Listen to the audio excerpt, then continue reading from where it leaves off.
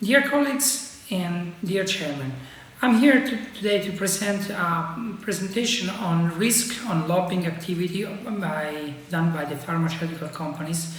And this risk was analyzed through the database, the free database, the open database that is present in the United States since 2013.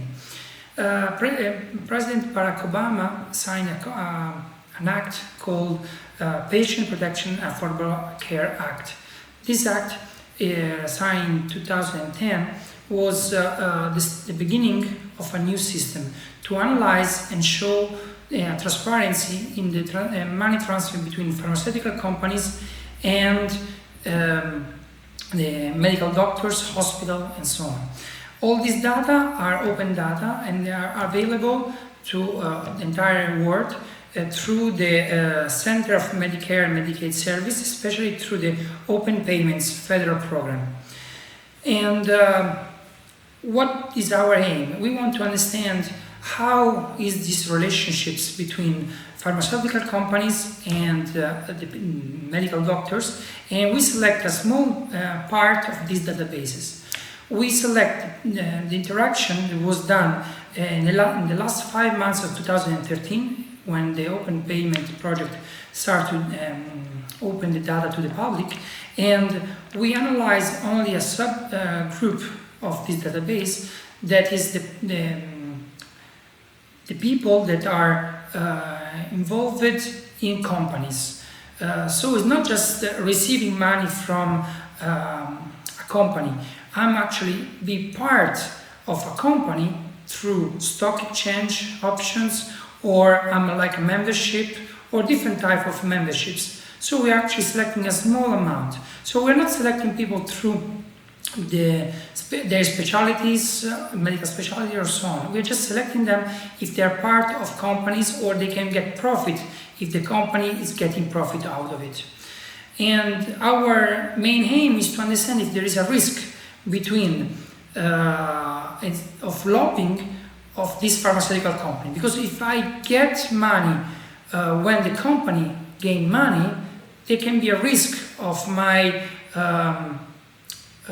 transparency and accountability in the system, especially if I do research. So, what we have used? We have used the social network analysis to understand all this huge database. As you can see here, this is not a Picasso drawing, but is a Fruchterman graph. A Fruchterman graph is one of the type of social network analysis that we can show as a picture. And here we can see a lot of dots and a lot of lines. And if we just watch the picture like this, we can see probably 2 or 3 different type of areas. We have like a circle, like a donut around, and then we have like a blue concrete area, and then we have a light blue area. And so this is like not homogeneous. We see that there is no homogeneity around this network. And now we will go and study it. Okay, every step we do will be the same graphic, but we apply the island method. That means that we select parameter, and along this parameter, if it's high or low, we filter lines or dots in the graphic. So it's always the same type of graphic, the dots never moves. They just disappear or appear depending on our filters. So we will see the same picture in different prospects. As we can see here, we here divided 2 types of dots.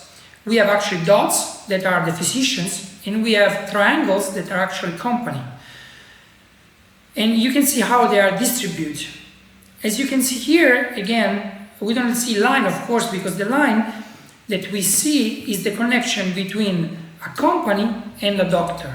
So see that in one we filter the company, in the other one we filter doctors, there is no line anymore.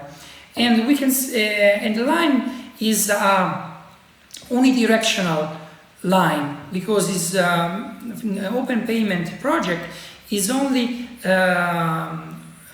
reported the money that the company is giving to the doctors, and there is no money back to the company.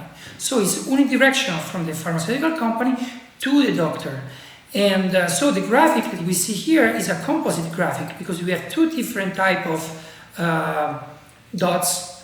Actually, the correct name is vertex, and we have unidirectional lines. So it's unidirectional graphic network, and it's always the same type of connection. It's always money transfer. It can be high or low. Here we start to filter it by different parameters, and we can see here that we filter for a minimum $10,000 value. As you can see, the graphics is similar to before, but we lost the dark blue area. That means that all those lines were connected with a small amount of value investment, of value. So we're a small amount of transferred money. On the opposite side, we can see that the others are with higher value money transfer. And I want to focus also that each line is one single money transfer. So if I have more money, we'll go through the same line. As we can see here, we go from closeness centrality, from low to high.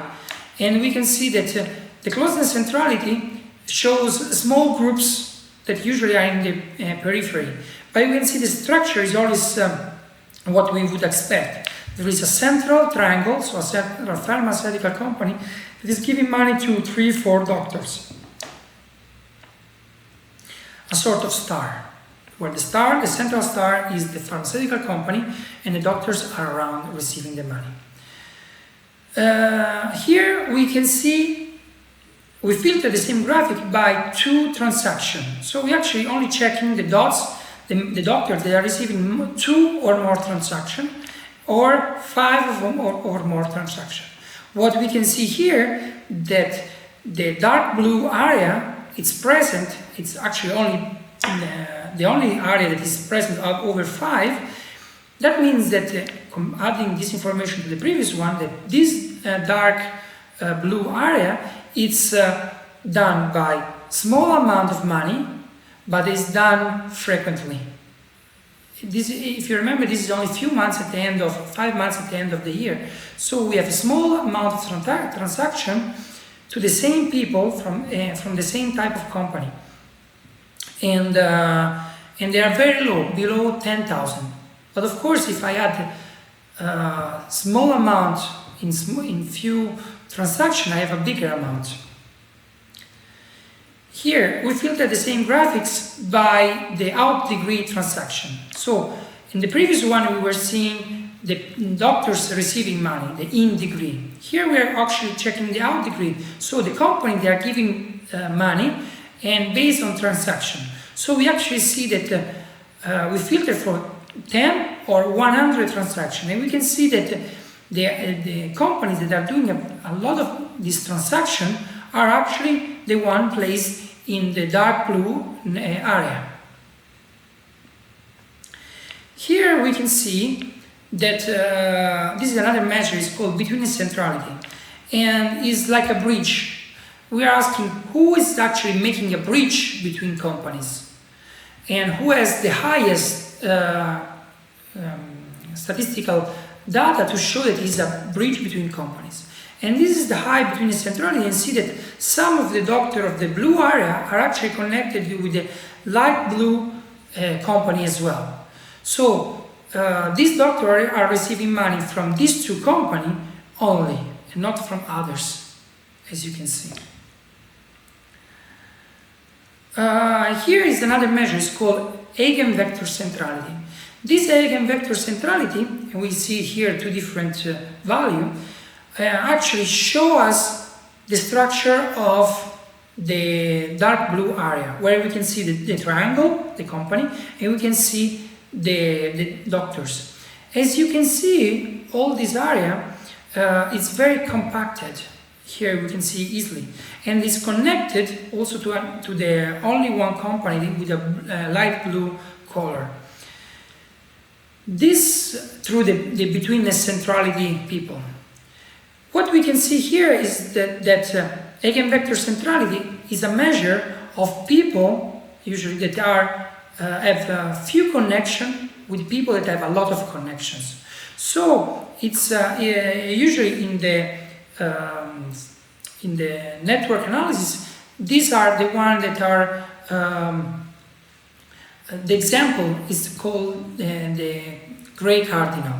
Usually identify people that coordinates big groups and coordinate especially few people that coordinates really the group. And it's some example of this higher vector centrality is, for example, the mafia, the Little Italy mafia in